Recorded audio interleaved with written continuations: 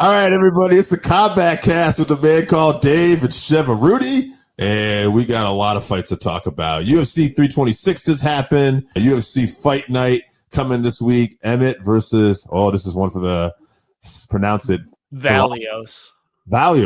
And we got some fight news and stuff. Let's start off with some fight news. Let's go around the ring. Let's talk about what you wanted to bring up here. Jon Jones retiring. Yeah, obviously Jon Jones not on the White House card. We're going to talk about the White House card on the Patreon episode, so thank you, Patreon members. But Jon Jones not on the White House card, and that was probably going to be his last fight regardless. Plus, Dana kind of went bad on him. I don't know if you saw, he basically said he's done. He's got arthritis, and he was never in the running to be on the White House card, even though Jon talked about how they had been doing negotiations for quite a while. So, yeah, first of all, are you upset Jon is not on this card? And second of all, just wrap up Jon Jones' legacy for me to you. Okay, so I'm not upset he's not on his card because I don't know, I'm kind of done with Jon Jones at this point anyway. It would have been cool if Pereira could have somehow got that fight and somehow pulled off the miracle win, which was highly unlikely.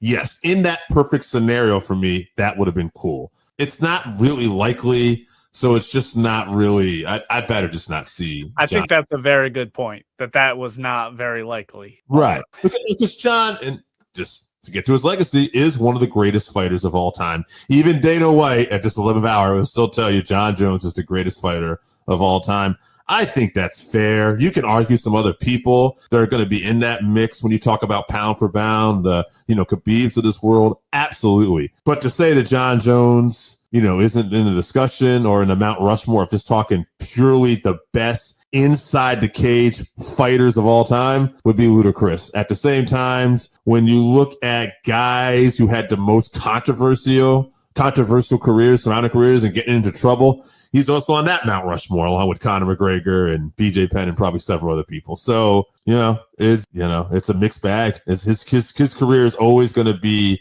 that way. Absolutely one of the best inside the cage. Absolutely had his struggles outside the cage. It'll be interesting to see how retirement is for this man. Like, is he going to be able to be like transfer? I think it's going to be hard for him. Yeah. Or is it going to be like, damn, what do I do? Yeah, he's going to keep getting in trouble, I think. But yeah, so I think, obviously, I think he was asking for the $30 million again or whatever, which the UFC agreed to pay him for the Tom Aspinall fight, and then he backed out of. So part of this is Jon's doing, obviously, being unreliable, being so difficult to deal with for the UFC. But it's also on the UFC, the White House card, which, like I said, we're going to talk about on the Patreon, but not overly impressive for what was promised. You'd want Jon Jones on there, arguably the greatest of all time. He's not on the card. The UFC, they just made $7.7 billion from this Paramount deal. They have the money to pay him for one last time to do this card that they said was going to be, the UFC on Noche on steroids or whatever. That didn't happen. We'll talk about that. That didn't happen. Yeah. Obviously not super thrilled with the card, and for him to just kind of like wander off and not get any kind of send off is sad, but also very fitting for the sport of MMA too. So I hope that he's actually done and we don't get this like back and forth where he's in and out and he's hanging around. I don't want to hear about him anymore.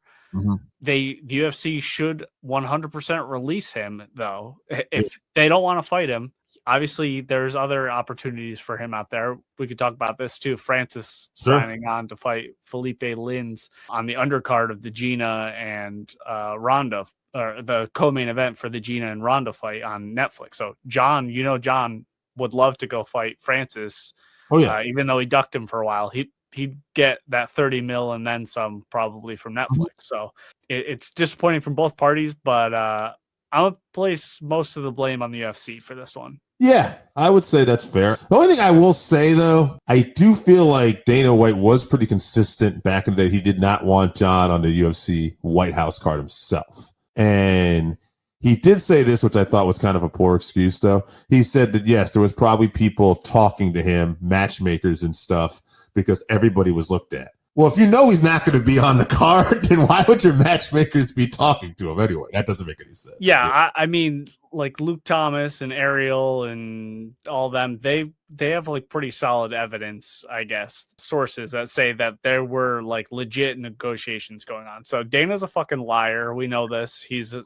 That's the promoter. Nobody shits on their own product as a CEO more than Dana White. So yeah, the way he goes bad. I mean, look at Tom Aspinall. He had he's with Eddie Hearn now. So some of these, chickens might be coming home to roost sort of thing for Dana, but we can talk about that on the Patreon. But yeah. So it's disappointing overall. I mean, never was a John Jones fan, but with the expectations for this card, you wanted somebody like that level, and that was what he wanted, and he said it was going to be his only option for fighting again. So, one send-off for arguably the greatest of all time, I think should have been done, but it's what it is. Hopefully we don't hear from him at all anymore. And one other thing I want to talk to you about too before we get into the fights, Ronda Rousey been very vocal against the UFC. That is somebody though that the UFC's always actually been very kind about, not so much her relationship with the fans. And what do you make of Ronda Rousey kind of, complaining about that they're not prioritizing the fighters? I mean, it's a valid point, but what do you think about now all of this happening?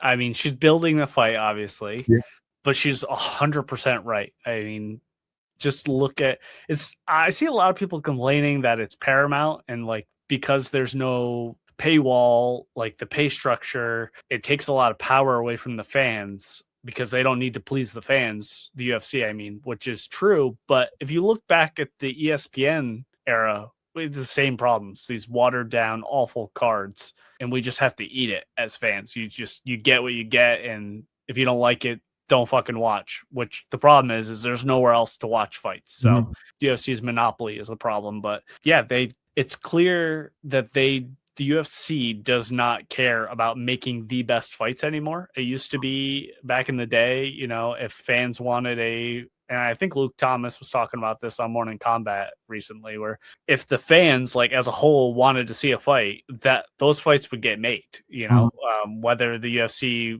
was just in line with what fans were doing, or they were actually looking at what fans wanted, or they had different journalists in there that were better in touch with the fan base. We just don't get that now, especially looking at the White House, going back to the White House card. I mean, none of these matchups are anything that anyone asked for.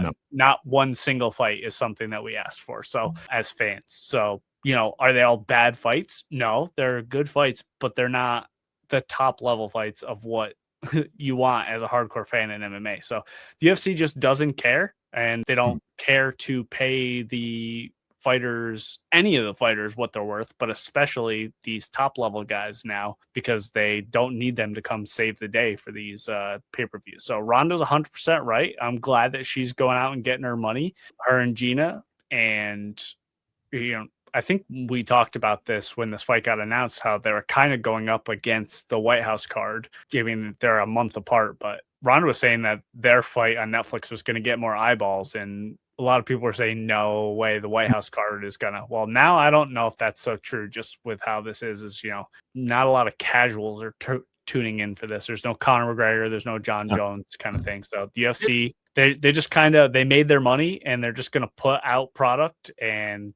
appease the corporate people that own them and shareholders and Donald Trump. So that's what we're stuck with. I mean, I think it's whether I don't know if they'll draw bigger than UFC.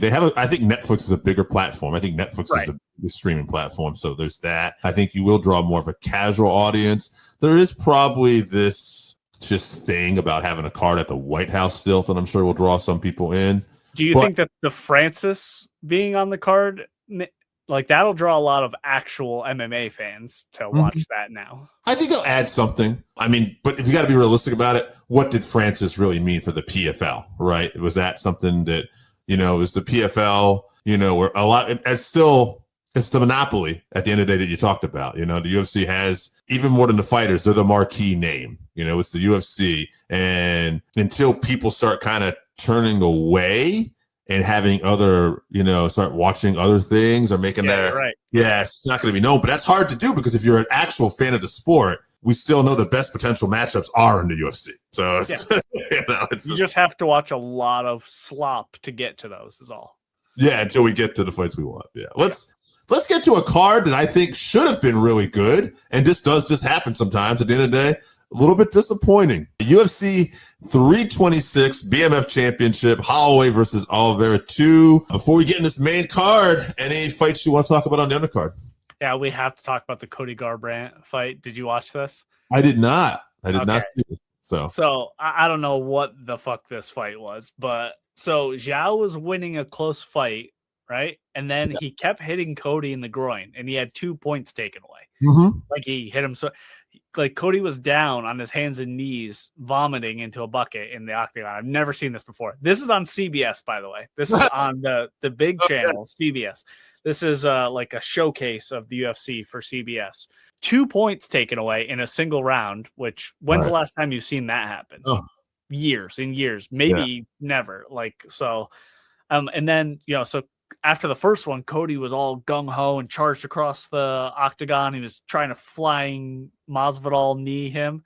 And then he calmed down and realized that because of those 2 points, he was going to win the fight, which he was losing before. And then he just literally ran away for the end of the round and won a decision. So I don't know if it was because he was compromised from the groin shots, which he was obviously compromised from. He was vomiting in a bucket, or if he just realized that, he's gotten knocked out a few times in the past, and he's lost a lot lately, and he really needs this win against a guy that nobody's ever heard of if he wants to continue his career in the UFC. So whatever it was, I don't blame him, but it was terrible to watch. It was absolutely awful to watch. Very bad look for the UFC. Like, I think that was like one of the first fights on CBS. So that was a bummer.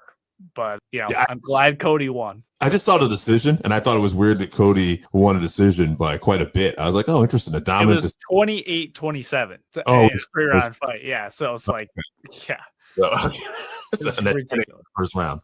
Yeah. Yeah, that's all funny. Right.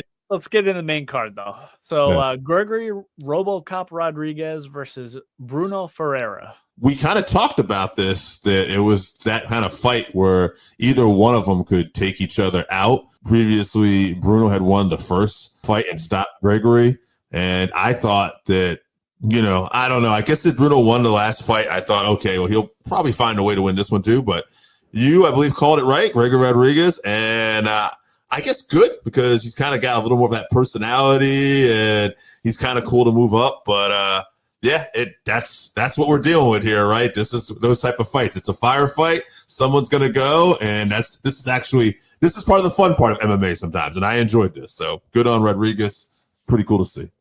Yeah, I mean, we picked opposite guys here, but I think it's really whoever caught who first. I mean, if they fought 10 times, it'd probably be 5-5 with them knocking each other out in every single fight. So yeah, RoboCop caught him with the first real right hook he threw in the whole fight, and caught him right on the jaw and put him out pretty bad. Good on him for not following up there, because he was standing over the top of him. He could have really hurt him, but I could watch these guys fight every weekend. Yeah, that's an exciting fight for the UFC, for MMA. So who do you got a matchup? The fight next, I actually think Renee the Riddler, who lost, we'll talk about later on this card. But I think Rodriguez, it's a tough stylistic fight, but a fight eventually, you have to fight guys like this, and it's a bit more of a name. So I think that would be a good fight to see. I think RDR would be in real trouble, because RoboCop's actually like a super accomplished BJJ black belt. He just doesn't use it at all, but he's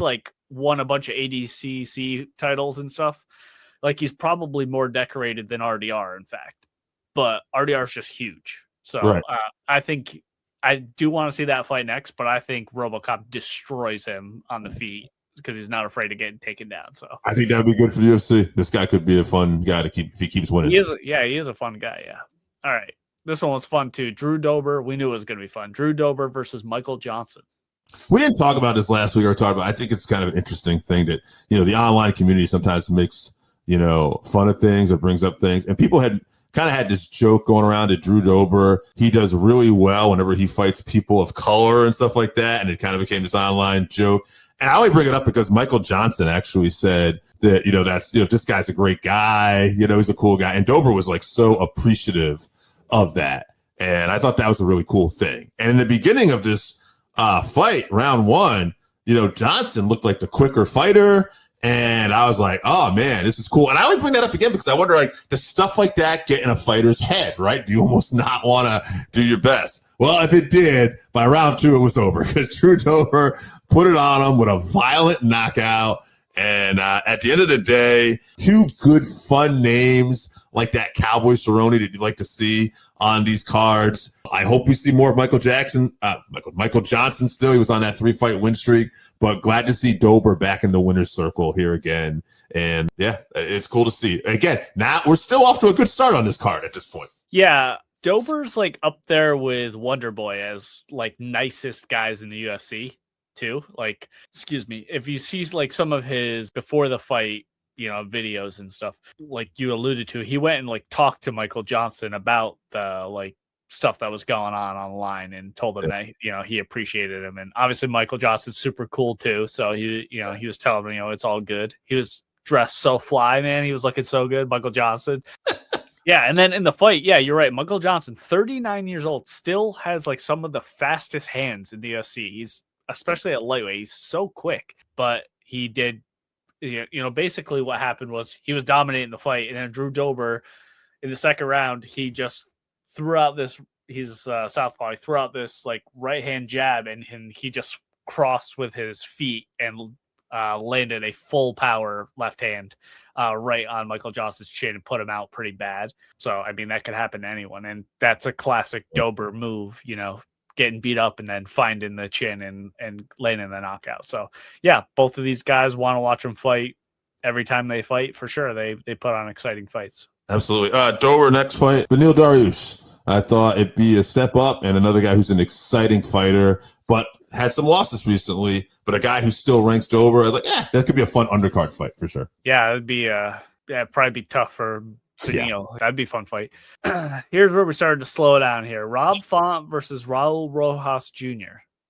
First off, I'd like to say I'm happy for Raul Rojas Jr. Another guy I like, a personality, young, who got the victory here. A guy who has kind of a boring style at times, but he can also finish you, and we have seen him blitz people at different times. That was not the case here. Stylistically, I just feel like he did what he had to do to win, and he just outmatched Rob Font a lot in terms of grappling. Font really couldn't do much with this guy in terms of when they got to the ground. Raul Rojas Jr. was able to take him down, able to control him, and it just made for a boring fight. This could be a problem down the road the better Rojas Jr. continues to get, because I could see him just being a problem for a lot of these guys. But as he said afterwards, he's in the toughest division in the UFC, so he will probably need some more tools as time, as he continues to move up the ladder here. But hey, got to win, but this is where the card, as you said, starts to dip. Yeah, legit no striking. I think 18 total significant strikes in the fight between both fighters. Rojas 10 and 8 for Font. Just holding someone down is impressive, but it should not win you a fight in MMA. Fighters should be going for finishes. I know that's easy to say sitting in this chair here and not in the cage, but it is the goal, should be the goal in the highest level competition. And I understand if it's hard to get a finish, but you should be going for a finish. And he was not going for a finish at all the entire fight. So, he's young and he looks strong, but I'm not really sure what else is impressive about him, because his grappling is good. But, I mean, his intensity, you mentioned he used to just charge across the cage and try to take people down. He didn't do that in this one. He did set some takedowns up, which is intelligent, but I'd like to see when he gets on top do some damage. Rob Font was never in trouble of being damaged at all that entire fight. No, and like you said, good, smart victory, boring. As far as another fight goes, Raul Rojas Jr., another guy that has a name. And if I'm this guy, I don't want this fight. But again, you want to move this guy up and you want to put him, Marlon Vera. Marlon Vera, traditionally a slow starter. Again, if I'm Marlon Vera's management team, I wouldn't take this fight. But if I'm Rojas Jr.'s team, this is the fight I'm looking for, because he's another name, and stylistically, he's probably the right guy. Although, Vera's always had some interesting attacks when he gets on his back, so I don't want to, it's not like I'm writing him off. But I'm just saying, I can see if you're Rojas Jr.'s management team, you want this fight, I think. Yeah, Cheetah ain't doing shit off his back to Rojas if he fights like he did against Rob Font. So, yeah, that's great. Rojas did say he has 2 years to achieve his goal of being the youngest UFC champion in history, beating John Jones at 23. So that's, he's in the top 15 now, I think. So he's looking for a top 10 opponent, and Marlon's on his way down. So, that's a good matchup for him. Yeah, not a good matchup for Marlon, but he doesn't have any good matchups right now. He needs to take whatever he can get. The UFC is not going to give him options. He's going to have to take whatever they give him, I think. Mm-hmm. Co-main event here, Kyle Barallo versus RDR Renier de Ritter. Yeah. I just thought that he was the faster fighter, and, he hit harder. At the same time, this was just a fight that was kind of there for me. Nothing really exciting about it. Glad he got the win. Good. He's part of that Fight Nerds camp that we all love so much. But yeah, I would say if anything, I just kind of came out of this fight thinking like, man, at this point, I'm thinking this card's starting to drag. I can't wait for the main event. Yeah, he did enough to win. He looked like he could hold his own in the grappling against the RDR. His takedown defense was good. The fact that it was boring was on RDR because he has no athleticism at all. I mean, Cal was fighting with his hands down. He was trying to strike. And every time he'd get in, he was breaking the clinch that RDR tries to throw. RDR striking is just so bad, but he's a tough matchup for a lot of guys. He's very awkward, right? And his style is difficult to deal with and difficult to look good against. So I don't fault Barallo for that. I think he did his best. I'm sure you're going to bring this up, but he called out Dricus Du Plessis, and I think that is a fantastic next fight for him. Nobody wants to fight Dricus, first of all. And I think stylistically, that would be a very fun fight between them. So here's the funny thing. I had to watch this the next day, and I missed the post-fight interview on this one. And I just have in my next fight, he should fight Dricus. So I guess I was on the same page with him and the rest of the world. So this is definitely the fight I would make. This one I think is kind of obvious because Dricus needs another opponent, and this guy is trying to cut the ladder. So yeah, especially after Dricus's last performance, like he's definitely gonna have to fight down to I don't know what rank Baralho is like, maybe 6 or something like that. But yeah, he needs to have a good performance against a lower guy and defend that number 1 position. So main event, BMF title, Max Holloway versus Charles do Bronx Oliveira. A fight I didn't think was possible to be boring somehow was. Max could not stop the takedowns and had no answer for Charles on the ground. We knew that when you size these two up, striking wise, it'd be competitive, but we knew that Charles had a big edge if it got to the ground. What we believed and thought was it wouldn't get to the ground often because Max is so good at getting back up. What Charles apparently did was he got really good at getting Max to the ground and taking that out, which made for a very long night, not in a very exciting fight. Over 2 career bonus guys. This is one of those fights just not going to happen. At the end of the day, Charles did what he had to do to get the win, and I'm sure Max probably didn't see this coming either. But at the end, I guess good on Charles. Dominant, lopsided victory, but definitely not fun to watch in a BMF championship. Chevy, before I give this back to you, I just want to say I had a comment when I put this on social media about the decision, and someone said maybe for BMF titles, they should change the rules and not have takedowns. What do you think about that in terms of just a BMF title, making it kind of a different rule set a little bit? No. But I'm not opposed to they just make another BMF title and, you don't have Charles defend the title, kind of thing. Cause it didn't feel like he earned a BMF title. So that's the problem with introducing this thing, which would never been super high on until Max got it, because it felt like he really deserved it and earned it the way that he fights. And the expectations of this fight are the problem. Same with the White House card. The expectations are not being met, and the disappointment is what causes the problem. Because if this was just a title eliminator, just a main event of a UFC, and Oliveira went out there and dominated Max Holloway like that on his way to a title shot, we'd be talking about that and how great Charles was and everything. But we're not. We're talking about how disappointed we are with the UFC, and all the promos is just showing these two guys knocking people out.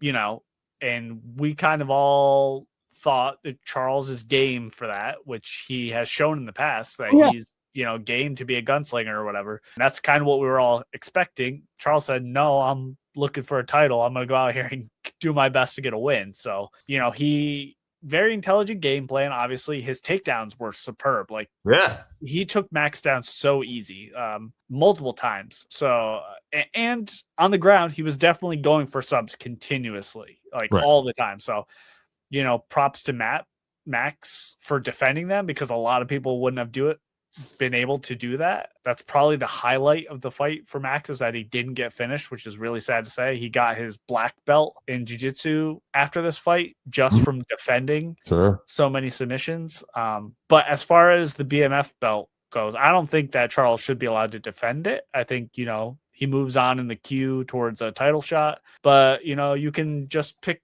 two other guys, maybe in some other weight division that you think deserve a BMF title shot, or just get rid of it. We don't need it. It was just a fun little thing. If guys aren't going to go out there and try to brawl, I mean, that's kind of what the BMF thing was for me anyway. As far as next fights, I guess I want to include this on there too. Maybe, I guess Charles, also the bigger picture is Charles does want a shot at Ilya again.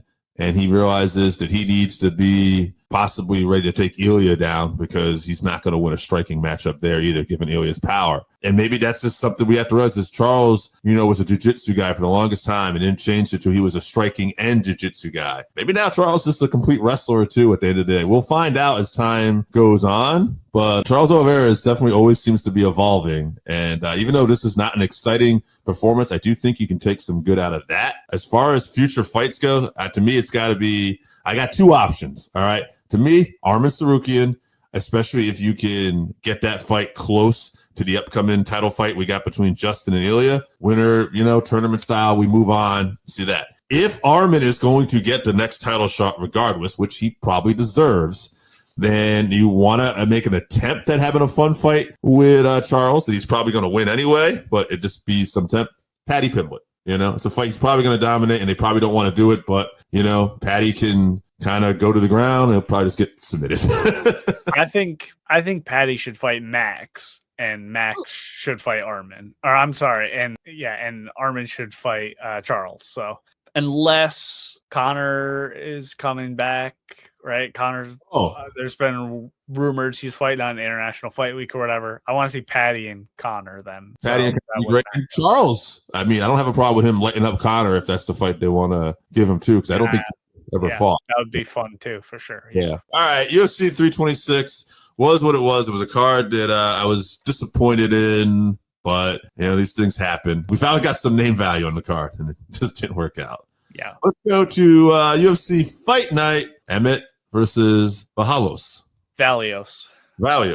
Yeah. On the prelims here, Chris Curtis versus Mike Beck Oralbal. He's like a Kazakhstan guy. That's a really fun fight. Might be best fight on the card, in fact. Brad Tavares versus Eric Anders. Charles Johnson versus Bruno Silva. That's a fun flyweight matchup. And then Vitor Petrino. We talked about this in our group chat. Vitor Petrino versus Steven Asplund, who is a new, fun, exciting fighter, heavyweight guy who he lost a bunch of weight, and he has, really saggy skin all over his body, and he got a knockout finish in his debut, and he was really excited, and he was shouting out his dad, and he was so happy to be in the UFC. And then they give him the buzzsaw of Vitor Petrino to cut him down to size. So I'm not too happy with this matchup. Hopefully Steven KOs Vitor real bad and he moves on to, become a contender. But prelims not looking too bad. That Chris Curtis fight is the one to keep an eye out for, though. But let's talk about co-main event here. Amanda Lemos versus Gillian Robertson. Gillian, fighter you've been high on before. We've talked about 16-8, 3 KOs, 9 subs, 4 decisions. She's on a 4-fight win streak right now. She's 5-1 at strawweight. She's got performance of the night 2 times, most finishes in UFC women's flyweight division, most submission wins in UFC women's history. She's an exciting fighter. She's always kind of in that top mix. Lemos is 15-5-1, 8 KOs, 3 subs, 4 decisions. She's 2-2 in her last 4 fights, coming off a loss. Fight at night twice. She is tied with Nama Nunes and Mackenzie Dern for second most finishes in women's strawweight division history. This could be a fun fight. I don't know if we'll get a finish, though. Both these girls are really tough. Gillian's got some momentum, it feels like, here right now. I feel like she's really kind of coming to her own. I'm going to take Gillian Robertson by decision. Yeah, I'm a Gillian Robertson fan, obviously, so I'm biased for sure. I do think Amanda is dangerous, but she's 38. Gillian's in her prime, so I give her the edge on the ground for sure, but she needs to mind Lemos's power on the feet. So I'm going to pick Gillian round 3 sub. I think it's going to be rear naked choke. She gets her down and gets on her back. All right, main event here. Josh Emmett versus Kevin Vallejos. Vallejos is 17-1, 11 KOs, 2 subs, 4 decisions, 6-fight win streak. Only loss in his pro career to Bruno Silva. So that's important to know. Performance of the night, 1 time. Josh Emmett, 19-6, 7 KOs, 2 subs, 10 decisions. He's only won 1 fight out of his last 4, but he's losing to guys like Ilia Topuria, Lerone Murphy, Yair Rodriguez. So he's losing to the top of the top. Performance of the night twice. Most knockouts in UFC featherweight division history. That's to know, that's what makes Emmett so dangerous here. To me, I feel like this fight, though, is set up to be a changing of the guard. And I feel like Kevin Vallejos is probably going to win this. Could he knock out Emmett, though? I don't know. It's an interesting fight. I'll go decision. Yeah, I'll go decision. Yeah, Vallejos hasn't fought anyone, at the level of Emmett, except for that Bruno Silva one, which he lost. But that being said, he is getting Emmett at the right time. Josh is 41 now. He lost 4 of his last fights, you said, to tough guys. That one win being when he murdered Bryce Mitchell, and he was twitching on the ground when he KO'd him so bad. They say power's the last thing to leave, so he's definitely still dangerous, but I think Vallejos is going to be too quick and too technical. I don't think he's going to be able to finish him, though, so I'll say Vallejos by decision. Okay. Guys, that's it for this week. Chevy, why don't we tell people we got coming up? All right, March 21st, UFC Fight Night, Evloev versus Murphy, 4 p.m. from London. And then March 28th, UFC Fight Night, Adesanya versus Pfeiffer. That's 8 p.m. from Seattle, Washington. And then April 4th, UFC Fight Night, Moicano versus Chris Duncan, 6 p.m. from the Apex. All right, guys. Thanks for tuning in. Enjoy the fight night. And we'll see you guys that are Patreon.